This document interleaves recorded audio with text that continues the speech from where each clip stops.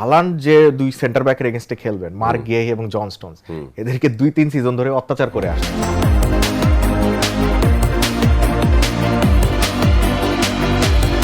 দানি অলমোর খেলাতে আমি ইমপ্রেসড গতকালকে। দানি Olmo as a number 10, Olise তো দেখছিলাম আমরা দুর্দান্ত খেলছেন নাম্বার 10 পজিশনে। আর্জেন্টিনা নাম্বার 10 খুঁজে পাওয়া একটু মুশকিল, নাম্বার 9, 10 দুটাতেই ঝামেলা হচ্ছে। আজকে রাতে ইম্পর্টেন্ট দুটা খেলা, মানে সেকেন্ড সেমিফাইনালের লাইন আপটা তৈরি হবে। ইংল্যান্ড খেলবে নরওয়ের বিপক্ষে। ইংল্যান্ড দলটা আমরা দেখেছি যে তারা গ্র্যাজুয়ালি ইমপ্রুভ করেছে, স্পেশালি হ্যারি কেনের পারফরমেন্স টপ নচ। আবার অন্যদিকে যদি আমি তাকাই, আমি নরওয়েকে ভাবি নাই যে নরওয়ে এই পর্যন্ত আসবে, ব্রাজিলকে আউট করে দেবে। এবং নরওয়ে ঠিক যেরকম ফুটবল খেলছে হয়তো বা অনেক বেশি চান্স তারা ক্রিয়েট করে না, কিন্তু যা ক্রিয়েট হয় সেগুলো থেকে আবার স্কোর করে।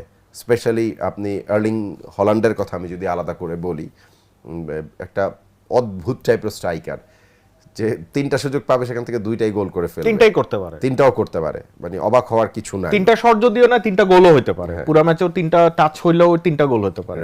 মানে আরেকটা জিনিস দেখেন, আর্লিং হালান্ডের যে জিনিস আমার পছন্দ, ও কিন্তু খুব একটা লাউড ক্যারেক্টার না, মাঠে অনেক লাউড, হ্যাঁ, বিশাল দেহি হ্যান ত্যান।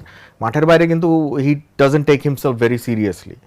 সো প্রেশারটা নাই নরওয়ের উপরে, মানে প্রেশার কিন্তু পুরোটা ইংল্যান্ডের উপরেই। ওদের মিডিয়া আপনি দেখেন অলরেডি তারা হিসাব করে দিয়েছে সেমিফাইনালে কিভাবে কি হবে ইত্যাদি ইত্যাদি। নরওয়ের ম্যাচটা ইংল্যান্ডের যেটা হয়, অথচ ইংল্যান্ড যদি আজকে বাদ পড়ে নরওয়ের কাছে, that would be a surprise.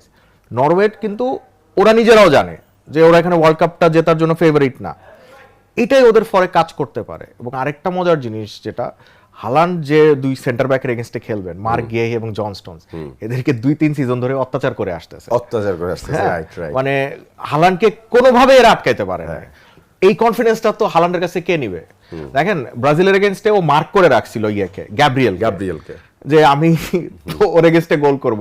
পুরো সিজন আর্সেনালের গ্যাব্রিয়েলকে উনি যন্ত্রণা দিয়েছেন, ব্রাজিলের গ্যাব্রিয়েলের উপর দিয়ে তিনি গোল করেছেন।